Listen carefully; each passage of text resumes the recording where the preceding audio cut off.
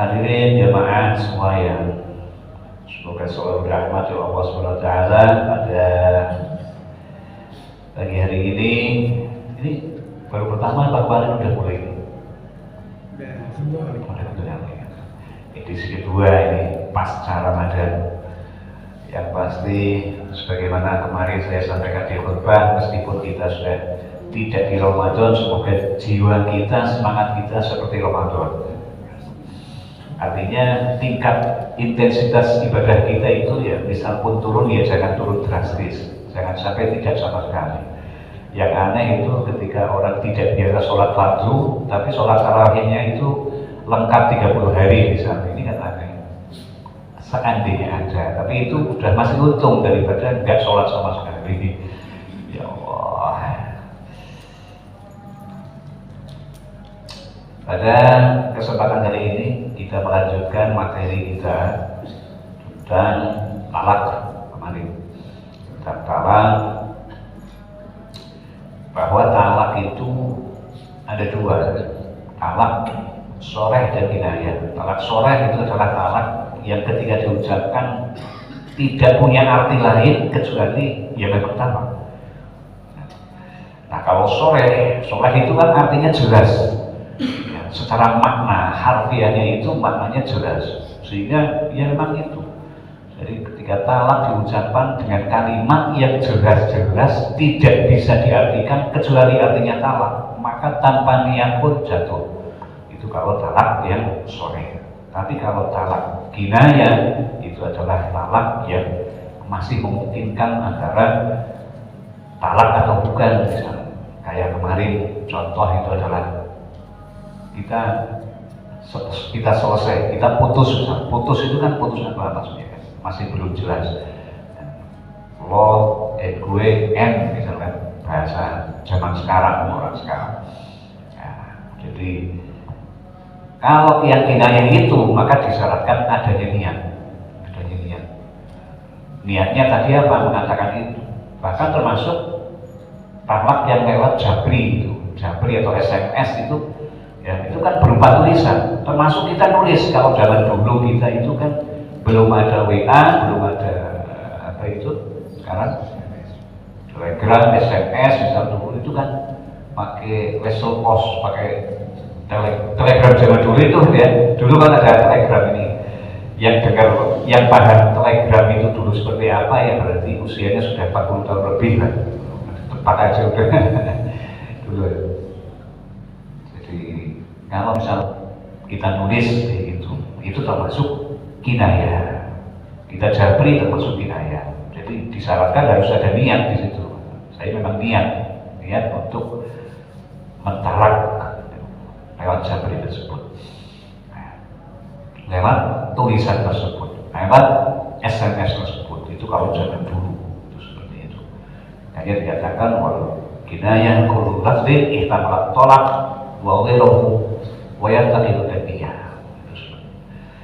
Terus kemudian wan nisa fihi turbani. Terkait talak ini dilihat dari kalimatnya. Kan pembagian talak itu dilihat dari kalimatnya itu ada dua, ada soreh dan kinayah. Ada yang jelas dan ada yang masih samar-samar. Kan gitu. Kinayah itu biasa, sindiran. Itu dilihat dari satu sisi itu. Kemudian dilihat dari sisi lain, dilihat dari orang yang ditalak. Itu dibagi menjadi dua lagi.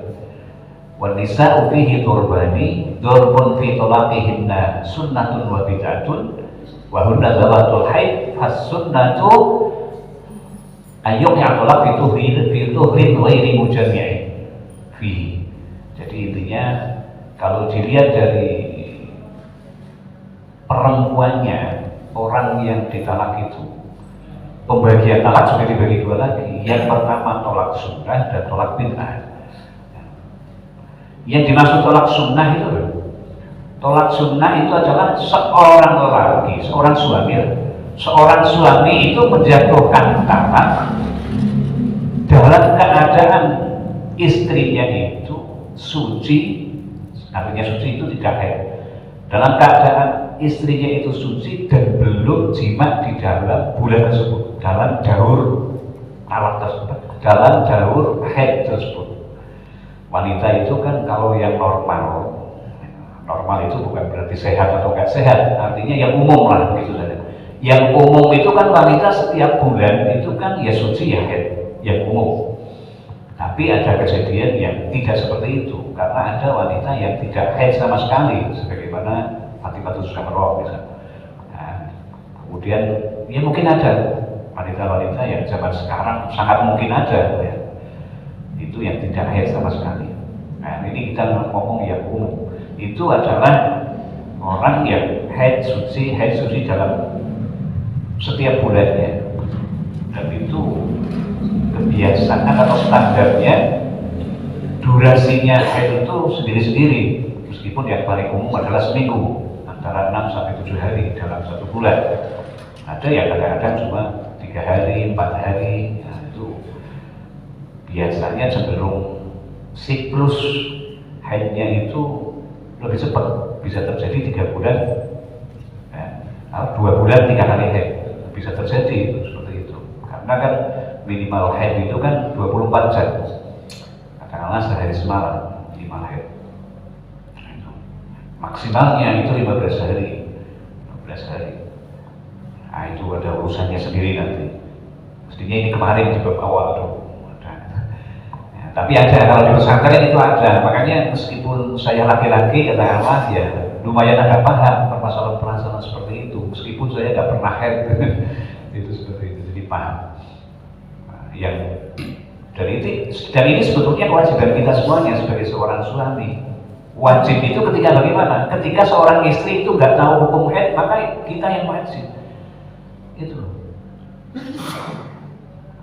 Kalau kita misal nggak mau, ya harus memberi izin terhadap seorang istri itu untuk mengkaji, untuk mempelajari tentang haid itu. Karena haid kalau salah penentuannya, ya salah ibadahnya. Dikiranya haid padahal bukan haid, artinya harus sholat, kok nggak sholat? Atau bisa padahal haid kok malah tetap sholat, jadi itu tetap keliru.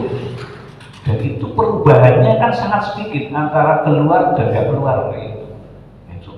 Makanya urut-urutannya pertama perempuan itu wajib ngaji tentang haid, itu kan pertama. Nah kalau sudah beristri, ya tetap istri itu wajib ngaji tentang haid.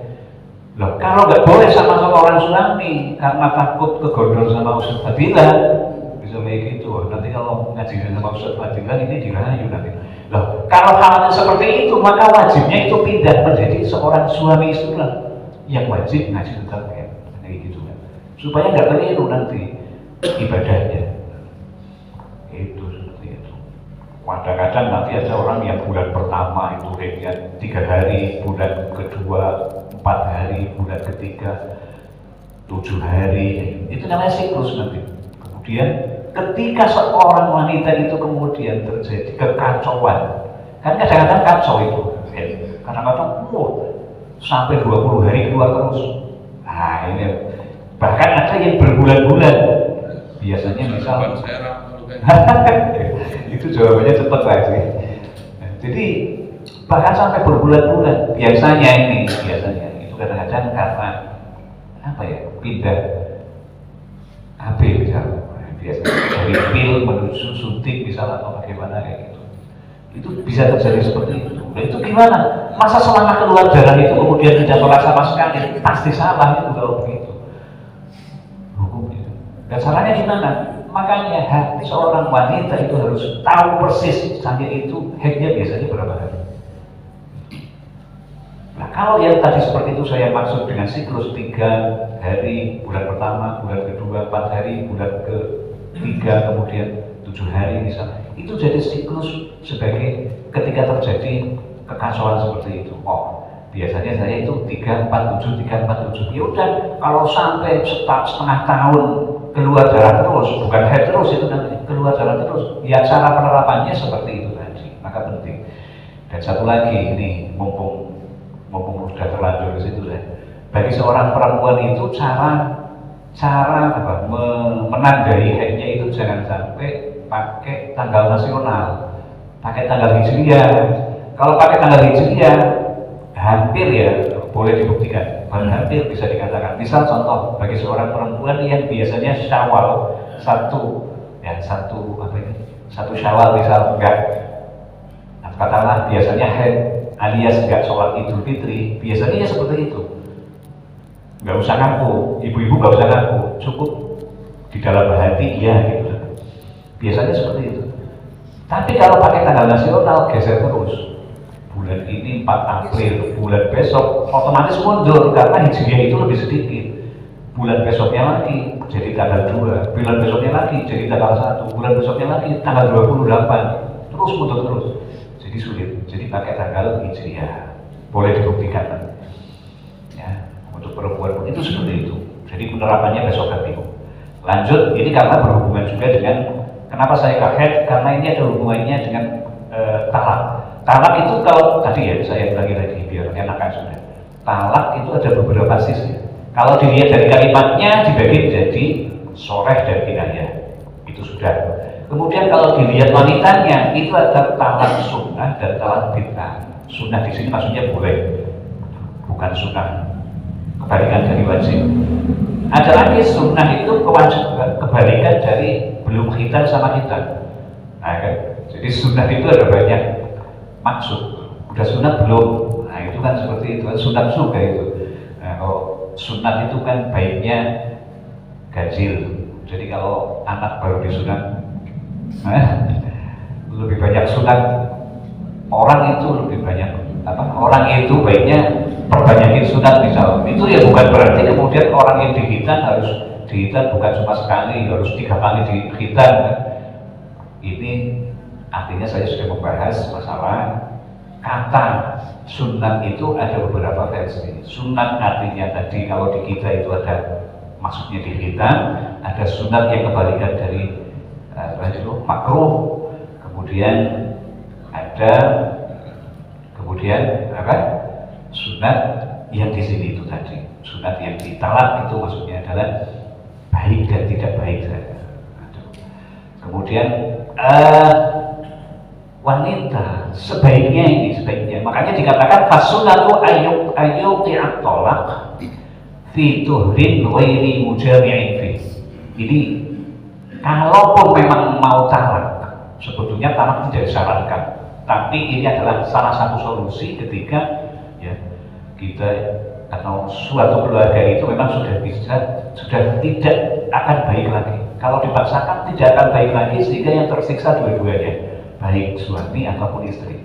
Ada satu kondisi di mana itu seperti itu, dan makanya di Islam itu kemudian ada bab yang menjelaskan tentang solusi ini. Meskipun tidak, artinya kita mengaji ini bukan berarti kita merekomendasikan atau kita menawarkan untuk talak, itu tidak. Cuma seandainya sebuah keluarga sudah tidak bisa ada solusi lain kecuali itu, ya caranya harus tahu, itu kan seperti itu. Jadi kita ngaji sebetulnya untuk mempermudah. Nah kalau nggak ngaji, beragama itu terasa berat. Contoh sedikit kan begini, sholat itu wajib. Tapi kalau kita ngaji, ketika kita perjalanan jauh, jadi kita tahu solusinya. Oh, sholat itu kalau cuma kita mengatakan sholat itu wajib, seolah-olah baru jalan berapa kilo, kemudian kita harus berhenti cari masjid untuk sholat dan sebagainya. Nah, tapi kalau tahu solusinya dengan ngaji ini, boleh jamak bisa. Nanti nggak di zuhurnya ya, nanti di asarnya, atau ketika ada luang waktu di zuhur ya zuhurnya. Sudah kayak gitu kok agak repot. Sudah di jamak masih boleh ditambah dikosor lagi gitu. Sudah jamak itu maksudnya bukan sholatnya yang dikumpulkan. Jamak itu kan artinya kumpul, gabung lah. Yang digabung itu bukan sholatnya, tapi waktunya. Ya. Waktunya sholat zuhur dikerjakan di waktunya sholat asar. Itu waktunya. Jadi karena saya pernah lihat sendiri, waktu itu saya masih agak baru dari pesantren, jadi masih mengandalkan orang yang lebih dulu gitu. Pas lagi ziarah waktu itu perjalanan, kemudian udah selesai, sholatnya itu 4 kali udah selesai, kemudian melanjutkan perjalanan. Kan saya tanya sama orang itu, ini tadi sholatnya zuhur doang ya, udah sama asalnya, itu langsung patrol aja di satu. Itu kan keliru kalau dari ini ya, langsung jadi satu. Harusnya kan kalau memang itu dikosong ya dua, kemudian baru dua lagi. Atau kalau memang mau dijamak saja tanpa kosor, berarti empatnya buat zuhur, selesai salat dulu, baru empat lagi untuk ya asar. Karena yang digabungkan itu bukan sholatnya 4 tambah 4 8 ataupun 2 ketika kosor ditambah 2 gabung dari satu itu enggak, tapi waktunya saja.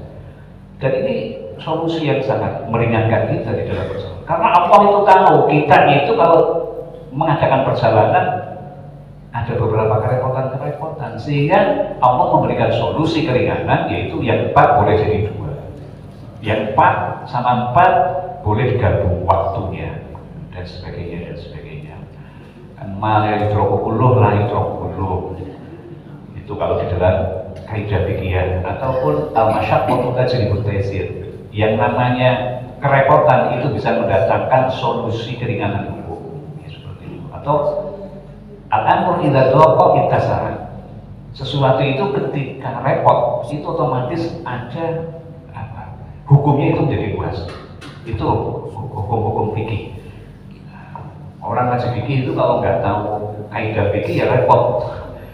Jadi fikih ya harus kaidah fikihnya tahu, usul fikih tahu, baru dalam memahami fikihnya itu objektif. Nah, kalau enggak nanti kita ngaji malah merasa direpotkan. Yang benar ngaji itu justru malah menjadi ringan. Contoh ini tadi, kenapa dari kemarin kita itu ngaji tentang nikah, tentang khulu, tentang nusyuz, kan begitu. Jadi ini untuk menjaga keluarga itu agar supaya harmonis, jadi harus tahu yang namanya nusyuz. Nusyuz kan ketika perempuan ada tanda-tanda permut saja sama laki-laki, sama suaminya, itu sudah nusyuz. Apalagi kok sampai bentak suami, nusyuz. Nah, padahal perempuan tahu nggak antara nusyuz dengan ketika misal ditalak 1, talak 2. Nah, kalau nusyuz itu menggugurkan nafkah, nusyuz malah menggugurkan nafkah. Tapi kalau talak cuma 1, 2, talak roj'i, itu malah masih harus nafkahin.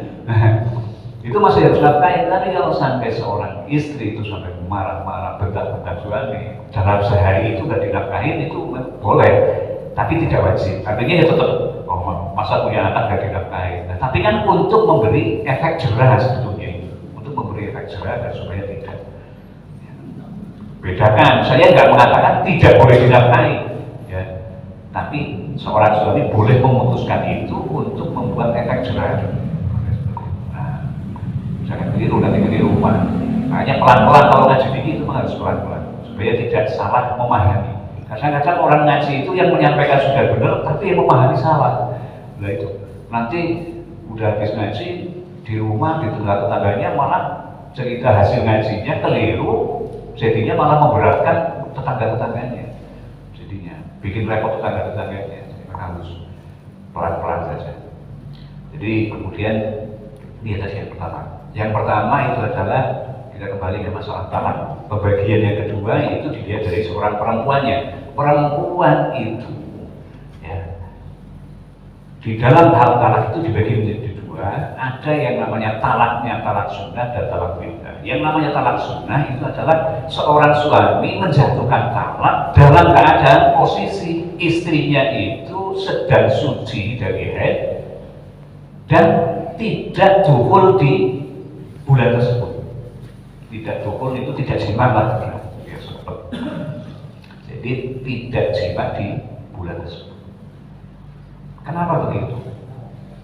Karena kalau di dalam bulan itu nanti, walau sudah suci dan sudah, enaknya apa sih? Jima itu enaknya. Jima ada paham semua ya? Paham semua ya? Udah gitu aja. Karena kalau sudah dijima di bulan tersebut, kemudian ditalak, ini nanti akan mendatangkan penyesalan. Ketika misal tiba-tiba jadi, ketika tiba-tiba jadi, sudah ditalak, kemudian punya adik lagi ini, kan bingung dua-duanya udah seperti itu. Nah ini nanti, apalagi itu kalau sampai seperti itu kan nanti talaknya kan juga kalau jadi kan idahnya itu terlalu lama juga sampai kan ayyatuna hamlahunna itu tadi sampai lahir lagi itu, sampai lahir. Makanya, tapi kalau cuma salah satu, salah dua sih bisa kemudian langsung rujuk lagi.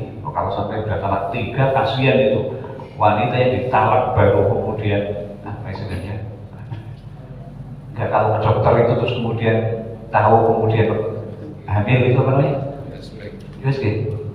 Enggak, yang untuk mendeteksi kehamilan. Oh, misal tes batch lah misalnya itu. Di tes batch ada pengalaman itu. Kalau saya pura-pura nggak pengalaman, itu sampai 6 bulan lebih nanti, 6 bulan.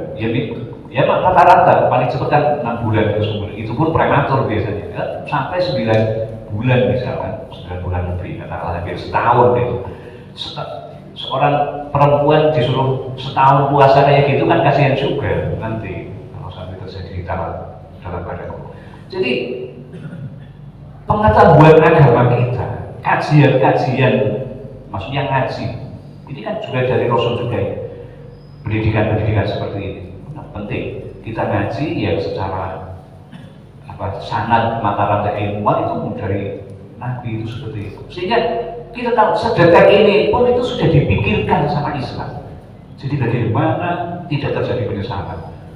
Itu kasih tahu caranya. Kalaupun seandainya mau talak, ya talak. Saya ulangi lagi, talak itu bukan perintah, tapi adalah solusi terakhir ketika memang sudah tidak bisa ada solusi. Kemudian caranya kalau mau talak, ya harusnya di posisinya itu keadaannya lagi suci dan di bulan itu, di siklus itu belum dijima. Nah, baru jangan menangnya sendiri, pengen talak asal talak aja, baru kayak gitu kemudian talak misalnya, kasihan ya. Itu yang pertama. Yang kedua itu adalah talak bid'ah. Talak bid'ah ya kebalikannya itu talak bid'ah itu adalah ayub yang tolak fil haid au fi tuhrin jama'aha fihi. Yang namanya talak bid'ah itu adalah seorang suami mentalak istrinya dalam keadaan istrinya sedang haid